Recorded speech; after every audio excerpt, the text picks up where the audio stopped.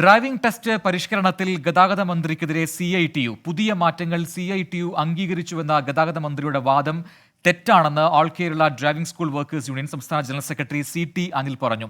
ഒരു മന്ത്രിക്ക് ചേർന്ന പണിയല്ല KB ഗണേഷ് കുമാറിന്റേതെന്നും വിമർശനമുയർന്നു. മാറ്റിവെച്ചു എന്ന് പറഞ്ഞുകൊണ്ട് നമ്മൾ ആവശ്യം പിന്മാറുന്നില്ല, നാളെ സമരം ചെയ്യില്ലെന്ന് പറയണില്ല. നമ്മൾ അപ്പം തന്നെ എടുത്തിട്ടുള്ള തീരുമാനം അടുത്ത 23-ാം തീയതി കഴിഞ്ഞ് ചർച്ച വന്നില്ലെങ്കിൽ സെക്രട്ടേറിയറ്റ് ഉപരോധിച്ചുകൊണ്ടുള്ളവരെ ഒരു സമരമൊക്കെയാണ് അടുത്ത പരിപാടി ഇടാനിരിക്കുന്നത്. അതുകൊണ്ട് നമുക്ക് ആത്യന്തികമായ ലക്ഷ്യം ഡ്രൈവിംഗ് സ്കൂൾ മേഖല സംരക്ഷിക്കണമെങ്കിൽ ഈ പറഞ്ഞ സർക്കുലർ ഒന്നും അംഗീകരിച്ച് പോകാൻ ഒക്കില്ല. അത് നമ്മുടെ ആവശ്യമാണ്.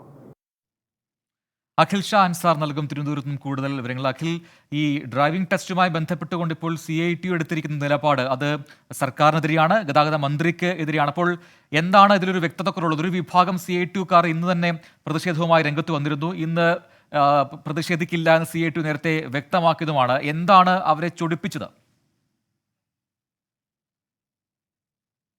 ഇക്കാര്യത്തിൽ ഏറ്റവും പ്രധാനമായി നമ്മൾ പറയേണ്ടത് CITU നേരത്തെ തന്നെ ഇതുമായി ബന്ധപ്പെട്ട് ഇന്ന് മുതൽ അവർ ബഹിഷ്കരണം ഉണ്ടാകില്ല എന്ന് തന്നെ അറിയിച്ചിരുന്നു. പക്ഷേ ഈ സംഘടനയ്ക്കുള്ളിൽ തന്നെ all Kerala driving workers union എന്നാണ് ഈ സംഘടനയുടെ പേര്. ഈ സംഘടനയ്ക്കുള്ളിലുള്ളവർ തന്നെ ചിലർക്ക് ഈ പരിഷ്കാരവുമായി ബന്ധപ്പെട്ട് ചില വൈകാരികമായ അടുപ്പങ്ങൾ ഉണ്ടായിരുന്നു. അതുകൊണ്ടാണ് ഇത്തരത്തിൽ ചില പ്രതിഷേധങ്ങളിലേക്ക് അത് തുടരാൻ കാരണമാക്കിയത്. എല്ലാവർക്കും കൃത്യമായ നിർദ്ദേശം നൽകിയിട്ടുണ്ട്.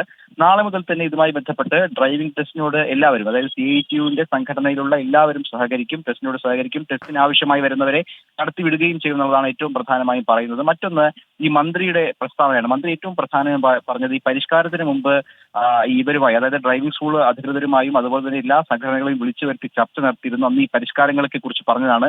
ഈ പരിഷ്കരണങ്ങൾ മുഴുവൻ കൈയടിച്ച് അംഗീകരിച്ചവരാണ് CITU. ഈ സമയത്ത് CITU കാണിക്കുന്നത് തട്ടിപ്പാണെന്നുള്ളതായിരുന്നു മന്ത്രിയുടെ പ്രസ്താവന. അതിനെതിരെയാണ് ഇപ്പോൾ ഈ സംഘടനയുടെ സംസ്ഥാന ജനറൽ സെക്രട്ടറിയായ CT അനിൽ രംഗത്തെത്തിയത്. അദ്ദേഹം പറഞ്ഞത് മന്ത്രി പറയുന്നത് വലിയ തെറ്റിദ്ധാരണയാണ് ഉണ്ടാക്കുന്നത്.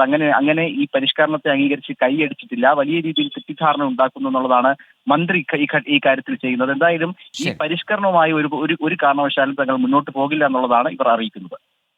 താൽക്കാലികമായി മാത്രമാണ് ഈ പ്രതിഷേധങ്ങളിൽ മാറി നിൽക്കുന്നതെന്നാണ് CITU വ്യക്തമാക്കുന്നത്. പരിഷ്കരണത്തിൽ തങ്ങൾക്ക് താല്പര്യമില്ല, തങ്ങൾ അനുകൂലമല്ല എന്ന പരോക്ഷ നിലപാട് കൂടി ഇപ്പോൾ CITU വ്യക്തമാക്കുകയായിരുന്നു.